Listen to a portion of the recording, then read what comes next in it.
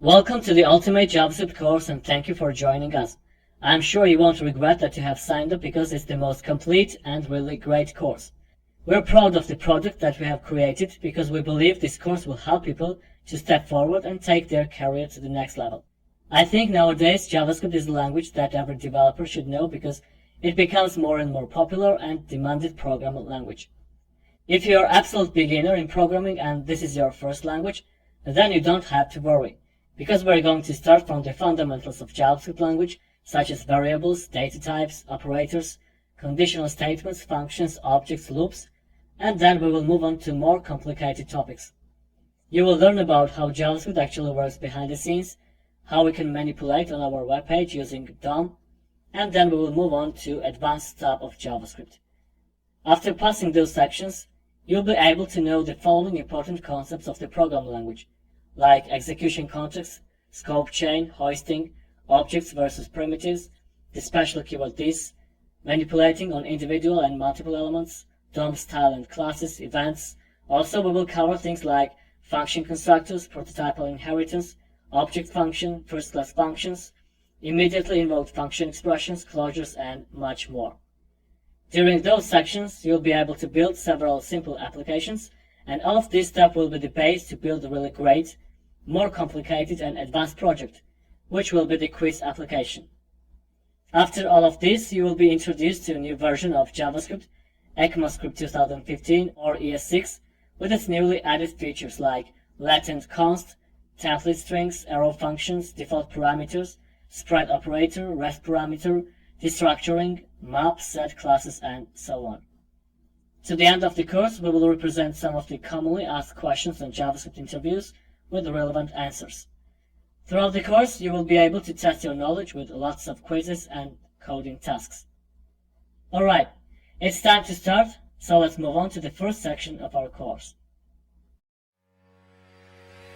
Hello and welcome to our first section of the course. This is the part where you are going to be learning the essentials of JavaScript language. In this section, we'll cover the topics like what is JavaScript, JavaScript syntax, how to write the code in JavaScript, what are the variables and what kind of data types JavaScript knows. Also, we will learn things like operators, what is type coercion, how to make decisions using conditional statements, and so on.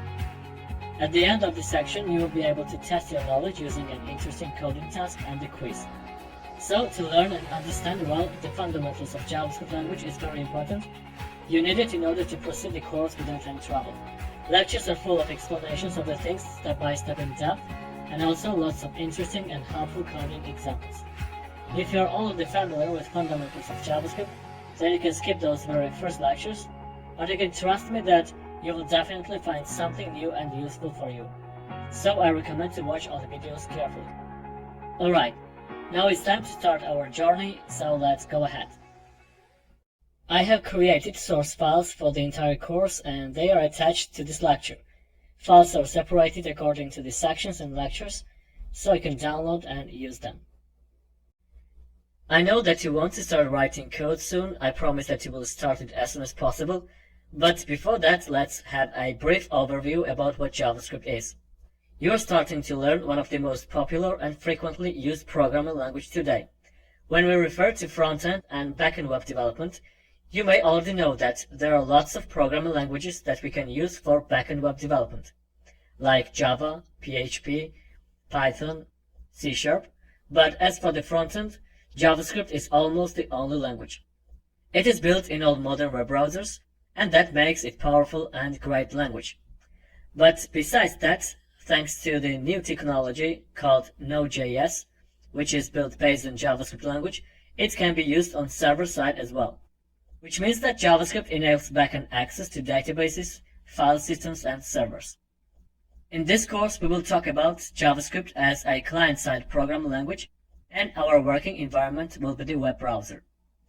In 2018, all experienced developers recommend to start learning JavaScript because there are tons of libraries and frameworks like jQuery, AngularJS, React, Vue.js, and many others, but all of them are created based on JavaScript. Therefore, if you learn it well, you won't have any trouble to learn all those technologies. JavaScript is an object-oriented programming language, which means that JavaScript is the language that is based on an object. This is important because almost everything is an object in JavaScript, but it's different from other object-oriented programming languages. Throughout the course, you will be able to understand all of these concepts step by step in depth. You may already know that HTML is the markup language that developers use to create the content of a web page. So you can imagine that HTML is like the skeleton of the human. Then for styling and for design the HTML content we use CSS, and it's like the human which cannot think, act or move. And JavaScript is a programming language that enables to create dynamically updating content. It's like the human which can think, act, move, run, and etc. JavaScript makes the web pages dynamic and interactive. It allows the elements to act in different ways on the page, like animations, moving text, drop-down menus, and so on. Alright, let's talk a little about the history of JavaScript and the versions of it. JavaScript has a strange naming history. It was created by Netscape in 1995 and was called as LiveScript. But after a year, it was renamed as JavaScript, hoping to capitalize on Java's popularity at the time. Actually, Java and JavaScript are completely different programming languages.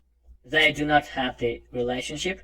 In 1996, Netscape submitted JavaScript to ECMA International for standardization, and eventually in 1997, ECMAScript 1 became the first version of JavaScript language standard.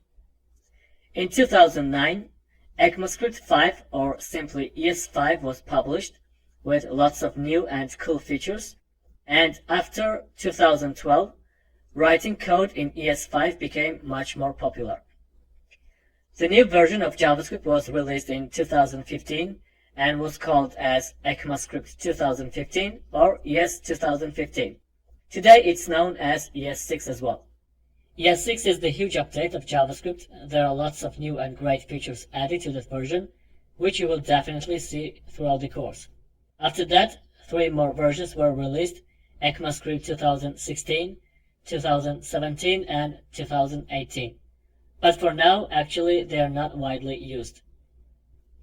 Alright, so in this lecture we had a little overview what JavaScript is, how it works, and how it's used today. We have seen the difference between 3 front-end technologies, which are HTML, CSS, and JavaScript, and also we had a brief overview how JavaScript was created and developed.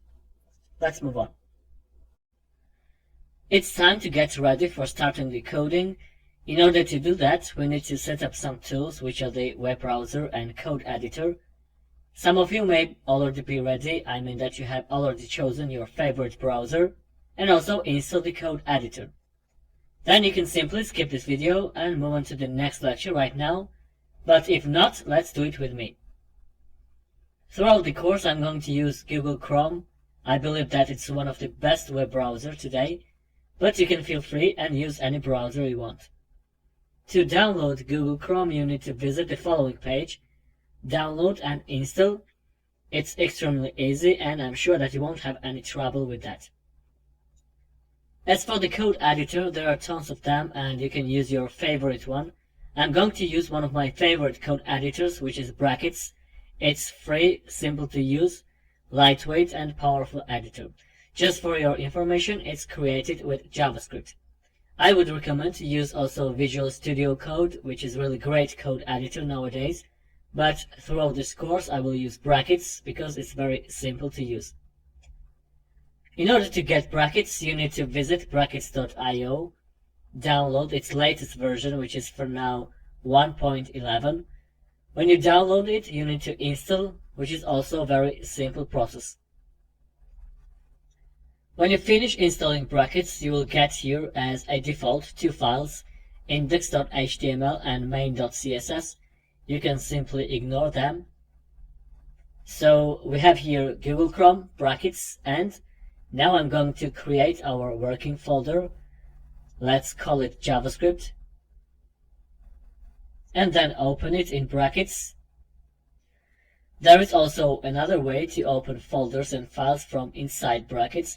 You just need to click Open Folder or Open File. Alright, Let's create a new file which will be the index.html and then run it in browser. You can do it by clicking here on that icon which is placed on the right side of the editor. And you can see here the index.html file we have just created. It's blank page because the file is empty. Okay, the next thing that I want to show you is Developer Tools and JavaScript Console tab, in which we will work very frequently throughout this course. There are different ways to open console. You need to click on that menu icon, then choose More Tools, then Developer Tools, and here we have our console tab. You can simply ignore this error, it's not something important, just reload the page and it will disappear. Okay, there is a short way to open console tab by clicking Inspect. And also, there is the fastest way. You just need to click on F12 button. Alright, let's go back to brackets. Below the live preview icon, you see the extension manager icon. Extension is the feature that you can install in order to improve the editor's functionality. Some of these extensions are really nice. I would recommend to install, for example, Auto Save Files on Windows Blur extension, which means that the codes will be automatically saved when you leave the editor. It saves your time and also minimizes the number of errors. Also, there is another great extension called Custom Work. Let's install it as well. Then reload using F5. And you see that on the top of the editor we have nice blue bar. And also you're able to hide sidebar just clicking on that arrow. Alright. In Extension Manager we have the Themes section. There are tons of different and cool themes. I'm going to install Monokai Pastel theme, which I think that is one of the nice themes here. In order to change the theme or font size, you can do it from View and then Themes. Alright, so in this lecture we have organized all the tools which we actually need to start coding. Now it's time to begin more interesting and exciting journey. So let's move on.